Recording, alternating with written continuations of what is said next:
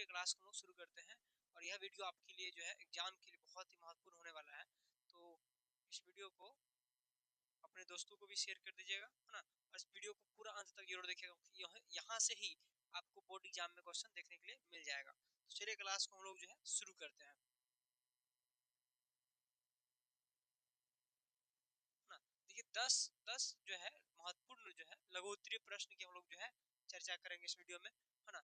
परीक्षा में यहीं से आएगा, है ना, प्रश्न जो है आपको, ये वादा है ना। 450+ का जो है आपको गारंटी है कि आप ला सकते हैं अगर इस वीडियो को आप देखते हैं। तो हिस्ट्री में जो है आप जो है 95+ जो अगर लाना चाहते हैं तो इस वीडियो को पूरा अंत तक जरूर देखिएगा। चलिए क्लास को शुरू करते हैं, ना।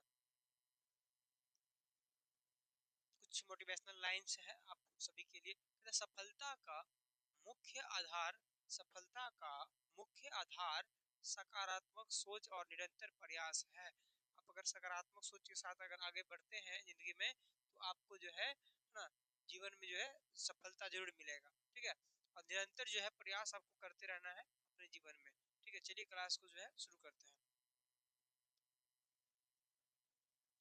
पहला क्वेश्चन है आज का, है ना।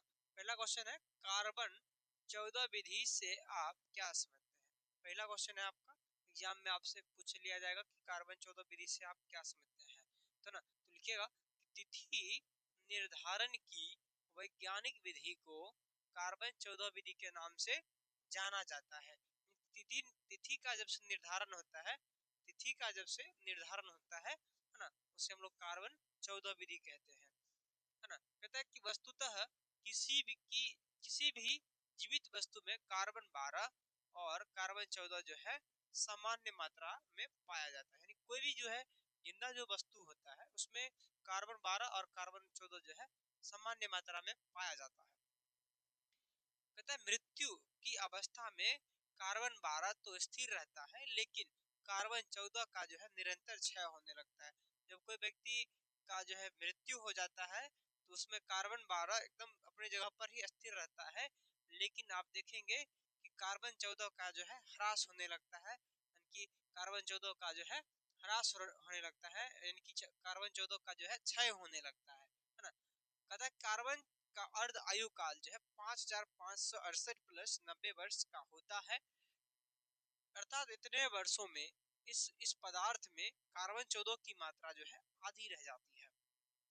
आधी रह मतलब कई वर्ष तक जो है जब कोई भी जीवित वस्तु कोई भी वस्तु रहता है जिससे मर जाता है तो कई वर्षों के बाद क्या होता है उसमें कार्बन की जो 14 की जो मात्रा है वह आधी रह जाती है। पता है इस प्रकार वस्तु के काल की गणना की जाती है। इसी प्रकार जो है वस्तु के काल की गणना की जाती है। जब से किसी वस्तु का मृत्यु होता है उसी समय से जो है उस वस्तु के जो है काल की गणना की जाती है। तो जिस पदार्थ में कार्बन 14 की मात्रा जितनी कम होगी वह उतनी ही पुरानी मानी जाएगी। जिस वस्तु में कार्बन 14 की मात्रा कम मानी जाती है वह वस्तु जो है उतनी ही पुरानी मानी जाती है ना। इसी के आधार पर प्राचीन सभ्यताओं की तिथि का निर्धारण किया जाता है। यानी कि प्राचीन जो सभ्यता है इसी के आधार पर जो है ना, तिथि का निर्धारण इसी के आधार पर किया जाता है कि वह कितना पुराना सभ्यता है। तो चलिए आगे क्वेश्चन देखते हैं। अगला क्वेश्चन है बहुत इंपॉर्टेंट है, एग्जाम में आपसे पूछा जाएगा कि इतिहास लेखन में अभिलेखों का क्या महत्व है। इतिहास लेखन में अभिलेखों का क्या महत्व है ना। देखिएगा अभिलेखों से तात्पर्य है पाषाण धातु या मिट्टी के बर्तनों आदि पर खुदे हुए लेखा अभिलेखों से तत्कालीन राजनीतिक, सामाजिक, आर्थिक तथा धार्मिक जीवन की जानकारी मिलती है। अशोक के अभिलेखों द्वारा उसके जो है धर्म प्रचार प्रसार के उपाय, प्रशासन, मानवीय पहलू आदि के विषय में सहजता से जानकारी प्राप्त होती है।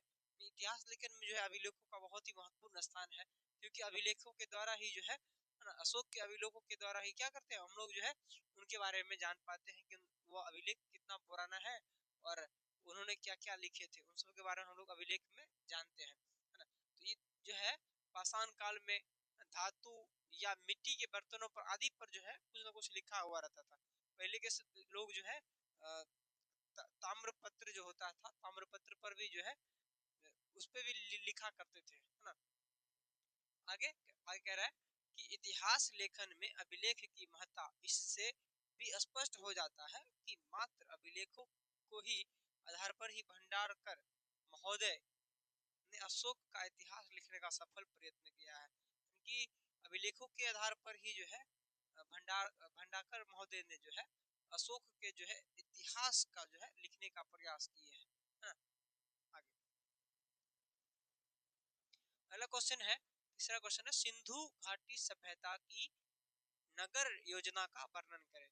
आपसे एग्जाम में क्वेश्चन पूछा जाएगा, सिंधु सिंधु सभ्यता की नगर नियोजन प्रणाली का जो है आप वर्णन करिए।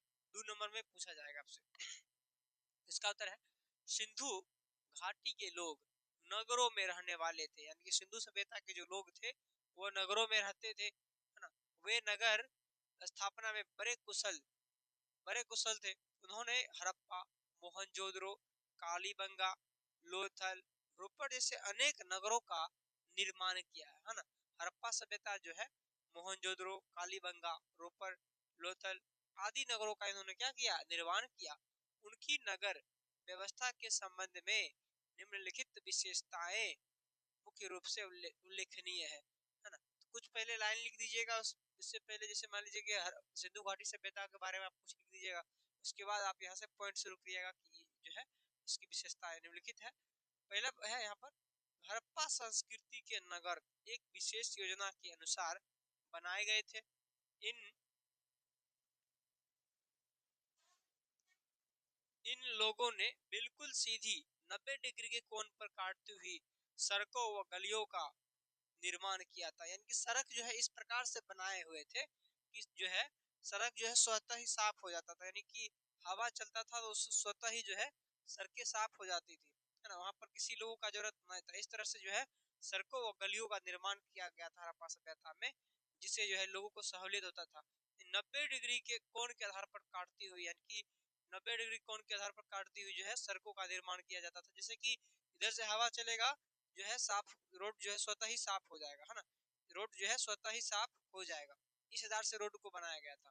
कहते ताकि डॉक्टर मैके के अनुसार चलने वाली वायु उन्हें अपने आप ही साफ कर दे। इस तरह से सड़कों को बनाया गया था ताकि जो वहाँ वायु चलता था और वायु के द्वारा जो है सड़क जो है स्वतः ही साफ हो जाता था। आगे क्वेश्चन है दूसरा, इसमें दूसरा विशेषता है, उनकी जल निकासी की व्यवस्था बड़ी शानदार थी। नालियां बड़ी सरलता से साफ हो सकती थी, लेकिन नालियां भी जो है बहुत अच्छा से बना हुआ था, है ना, ताकि जो साफ करने में दिक्कतें ना हो। आगे किसी भी भवन को अपनी सीमा से आगे कभी नहीं बढ़ने दिया जाता था, क्योंकि होता है ना कि जैसे जैसे कोई घर एक मंजिला बना है तो एक ही मंजिला सबका घर रहेगा, कोई 2 मंजिला घर नहीं बना सकता है। यानी कि सेम टू सेम जो है 2 मंजिला किसी का घर नहीं होता था उसमें हड़प्पा सभ्यता में, यानी कि सबका जो घर होता था एक लेवल में होता था, एक समान। यानी कि कोई भी जो है एक एक मंजिल से दूसरा मंजिल नहीं बनाता था, यानी कि एक समान ही घर बनाता था उस समय हड़प्पा सभ्यता में, पता है। और न ही बर्तन पकाने वाली किसी भी भट्टी को नगर के अंदर बनने दिया जाता था, यानी नगर से बाहर ही जो है भट्टी उट्टी को बनाने का काम दिया जाता था, पता। अर्थात अनाधिकृत निर्माण नहीं किया जाता था, यानी कि अनाधिकृत निर्माण जो है नहीं किया जाता था। आगे अगला क्वेश्चन है, अकबर की धार्मिक नीति की समीक्षा करें या विवेचना करें। अकबर की धार्मिक नीति की विवेचना करें, है ना। तो यहाँ से क्वेश्चन आपसे आएगा, ठीक है। देखिए इसका उत्तर है कि अकबर की धार्मिक नीति की विवेचना निम्नलिखित है।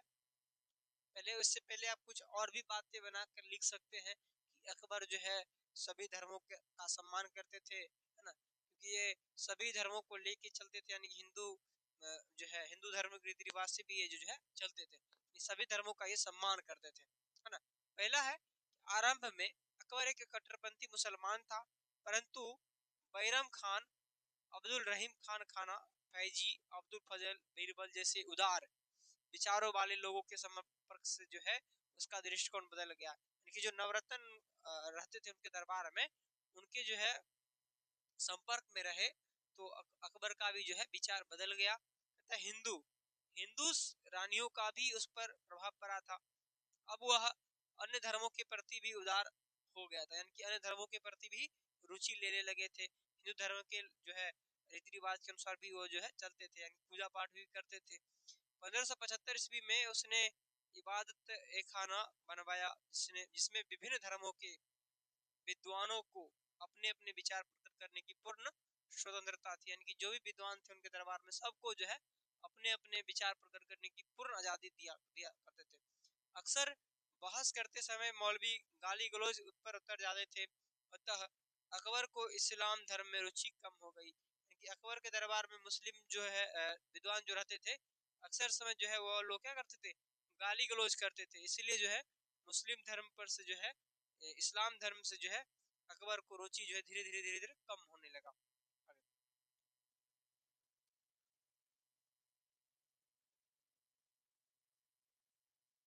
आगे है कि वह स्वयं तिलक लगाने लगा, यानी कि हिंदू धर्म रीति रिवाज के अनुसार जो है वह चलने लगा और गौ की पूजा करने लगा।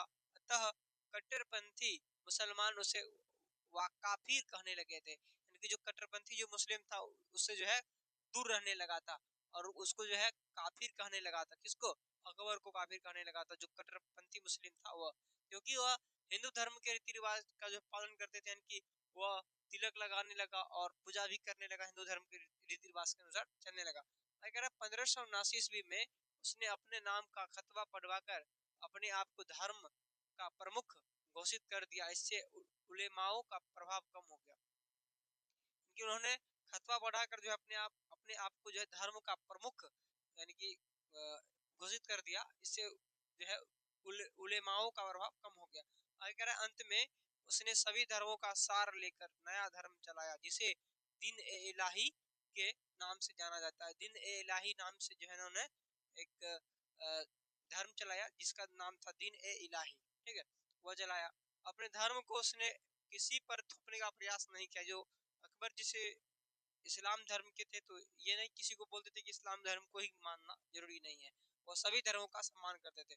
उसने रामायण महाभारत आदि कई हिंदू ग्रंथों का भी फारसी में अनुवाद करवाया। वह धर्म को राजनीति से दूर रखता था, यानी कि धर्म को जो है वह राजनीतिक मामला में नहीं पड़ने देता था।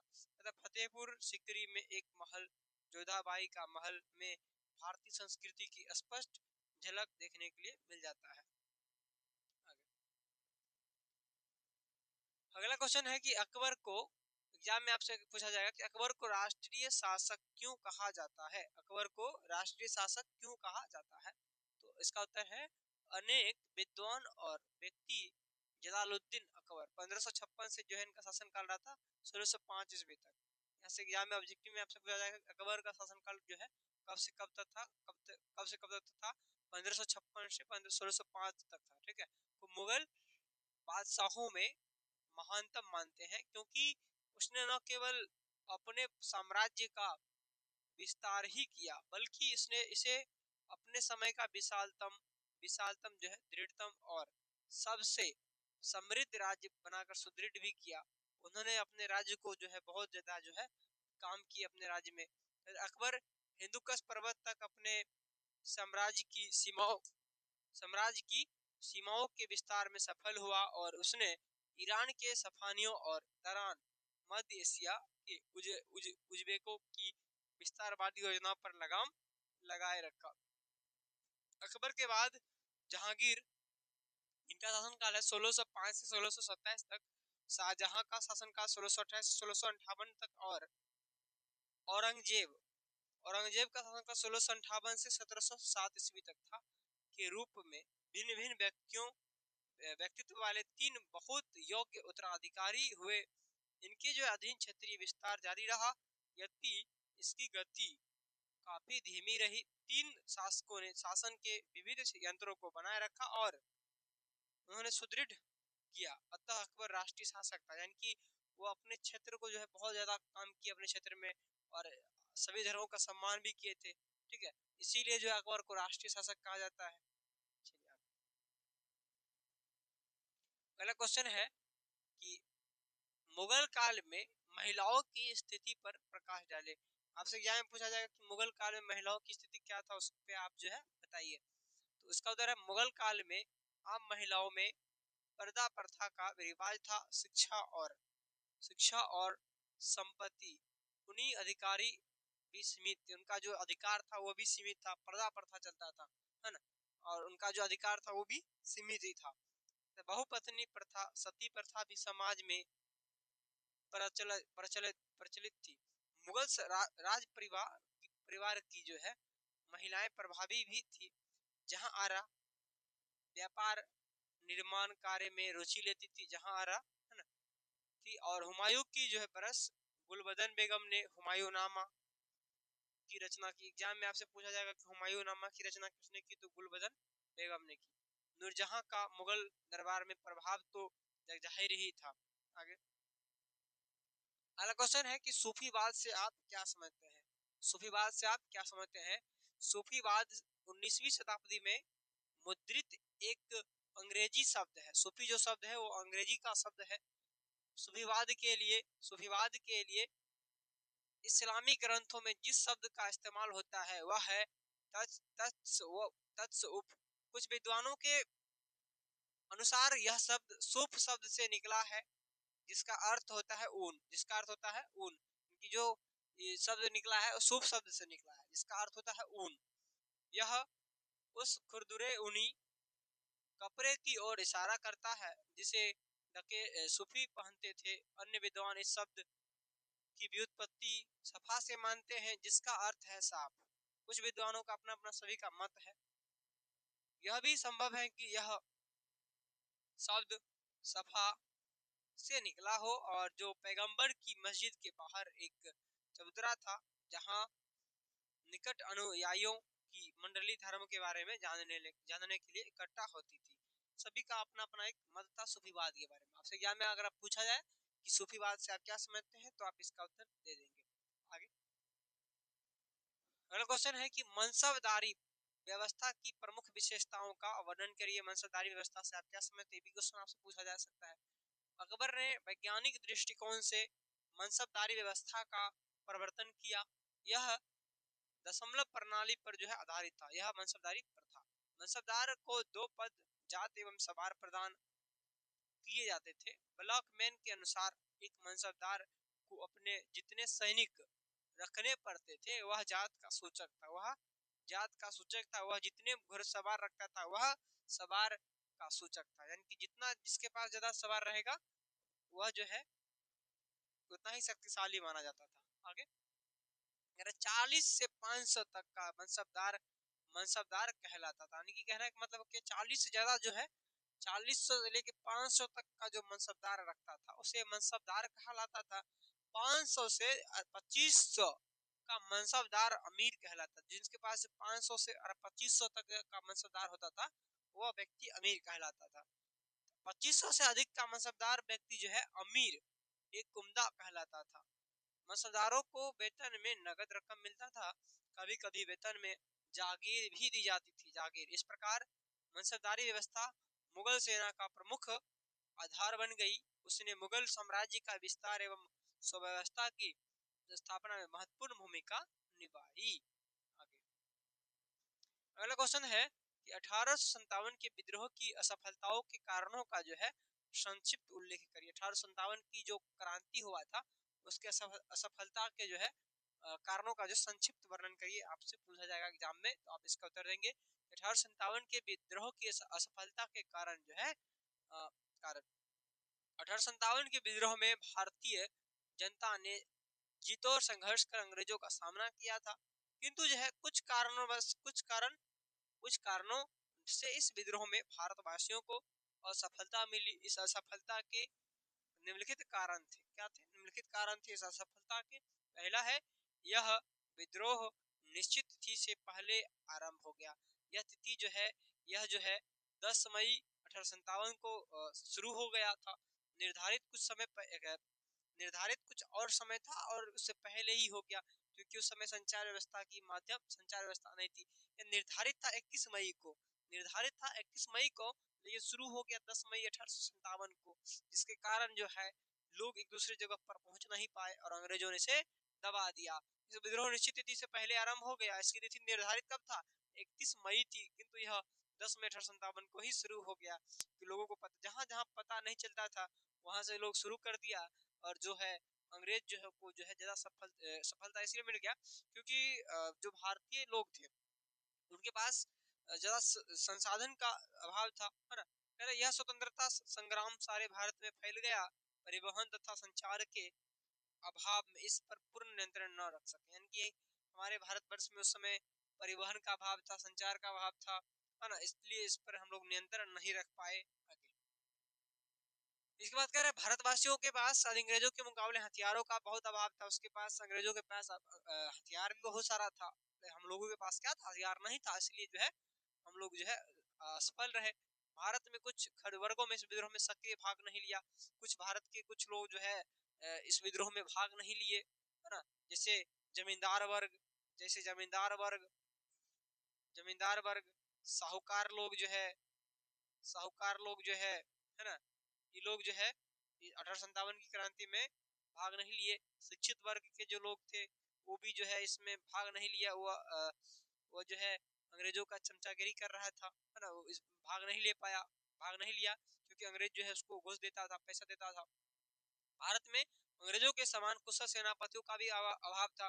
कुशल सेनापति हमारे देश में नहीं था उस समय, इसीलिए जो है 1857 की क्रांति जो है असफल रहा। अंग्रेजों को ब्रिटेन से यथा समय सहायता प्राप्त होती गई, यानी कि अंग्रेजों को जो है ब्रिटेन से जब जरूरत पड़ता था जो भी सामग्री का तुरंत जो है अंग्रेजी को जो है मिल जाता था इंग्लैंड से, है ना। क्रांतिकारियों में किसी एक योजना निश्चित उद्देश्यों की कमी थी, यानी कि एक निश्चित उद्देश्य हम लोग जो है नहीं बना पाए थे भारत में, है ना। एक योजना नहीं बना पाए थे, जिसके कारण जो है यह 1857 की क्रांति असफल रहा। अगला क्वेश्चन, अंतिम क्वेश्चन आज का, भारत छोड़ो आंदोलन 1942 के बारे में लिखिए। यानी कि भारत छोड़ो आंदोलन जो है 1942 में क्या क्या हुआ था बताइए, है ना। तो यहाँ से लिखिएगा, क्रिप्स मिशन की असफलताओं ने भारतीयों में असंतोष का वातावरण बना दिया। इसी बीच द्वितीय विश्व युद्ध में मित्र राष्ट्रों को कमजोर स्थिति के चलते भारत पर जापानी आक्रमण का खतरा बढ़ गया। उस समय जो है द्वितीय विश्व युद्ध के समय जो है जापान जो है भारत पर जो है आक्रमण करने का सोच रहा था और वो भारत पर कब्जा करने का सोच रहा था। ठीक है, भारतीयों को यह लगने लगा कि अंग्रेजों के बाद यहाँ जो है जापानी जापानी का शासन कायम हो जाएगा, इसीलिए जो है ना, इसीलिए जो है भारतीयों ने गांधी जी के नेतृत्व में भारत छोड़ो का नारा दिया और आंदोलन शुरू कर दिया तथा सत्ता जो है भारतीयों के हाथों से सौंप देने की मांग की। भारत छोड़ो आंदोलन शुरू कर दिए कि भैया आप जो है आप बहुत शासन कर लिया, अब हमको जो है सत्ता हमारे हाथों में सौंप दीजिए और आप लोग यहाँ से जाइए। और यहाँ डर था कि जापानी लोग जो है भारत में आके जो फिर से कहीं ना वह जो है शासन कायम कर ले और हम लोग देखते रह जाए। लेकिन सरकार ने इसे बर्बरता पूर्वक जो है दबा दिया। इस तरह यह विद्रोह भी क्या हो गया, असफल सिद्ध हुआ। ठीक है, चलिए आज का क्लास जो है 10 को क्वेश्चन करवाए हैं और अगले दिन में हम जो मिलेंगे उसमें और अधिक क्वेश्चन क्लास 10th के लिए कल जिससे क्लास 10th का क्वेश्चन भी करवा देंगे, है ना। सभी विषयों का तैयारी जो है आपको करवाया जाएगा, यहाँ पर कोई दिक्कत नहीं होगा, है ना। कहता है याद रखना जो झुक सकता है, याद रखना जो झुक सकता है वह सारी दुनिया को झुका भी सकता है। यानी कि जो झुक सकता है वह दुनिया को भी झुकाने का क्षमता रख सकता है। इसीलिए आप लोग जो है श्री ऑनलाइन क्लासेस को चैनल को जो है सब्सक्राइब कर लीजिएगा, अपने दोस्तों को भी शेयर कर दीजिएगा, है ना। और इस वीडियो को लाइक कर दीजिएगा और अपने दोस्तों को भी जो है शेयर कर दीजिएगा जो क्लास 12th में है, जो इस बार एग्जाम देने वाले हैं, है ना, ताकि उनको भी जो है 95+ मार्क्स जो है हिस्ट्री में आ सके। तो आज क्लास को यहीं तक रोकते हैं, फिर मिलते हैं अगले वीडियो में। जय हिंद, जय भारत।